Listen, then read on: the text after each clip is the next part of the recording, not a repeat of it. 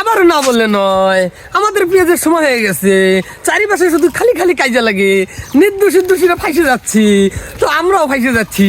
তো আমরা দিন নাই রাত নাই ভুটে খেতে শুয়ে থাকি। মাননীয় স্পিকার, আমরা দিন ধরে পরিশ্রম করে যাই ভাই, রাত হইলি পুলিশের দাবর খাই। তো পেঁয়াজ ওঠার সময় হয়ে গেছে ভাই, পেঁয়াজ উঠে আমাদের পকেট গরম হয়ে যায় আর চারিদিকে কাজে লেগে যায়।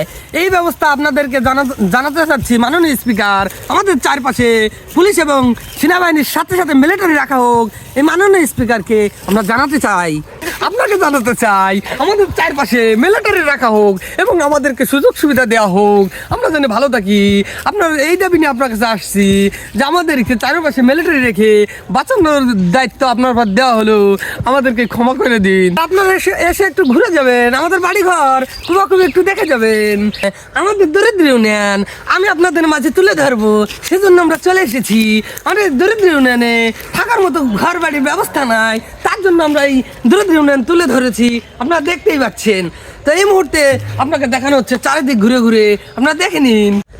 আবারও না বললে নয়, আমাদের এলাকায় হাঁস এপার থেকে ওপর যাচ্ছে, ওপর হচ্ছে বিরানডাঙ্গা, এবার হচ্ছে ঘুনাপাড়া, আমাদের হাঁস চলাচল করা কষ্ট হচ্ছে, আপনারা দেখতেই পাচ্ছেন। মাননীয় স্পিকার, আপনাকে আমরা জানাতে চাচ্ছি এখন কি করে আমরা আনবো, হাঁসের জন্য একটা ব্রিজের ব্যবস্থা করা হোক, এটাই আপনাকে আবেদন জানাচ্ছি। আর আমার ভিডিওটা ভালো লাগলে সবাই কষ্ট করে একটু শেয়ার করে দিবেন।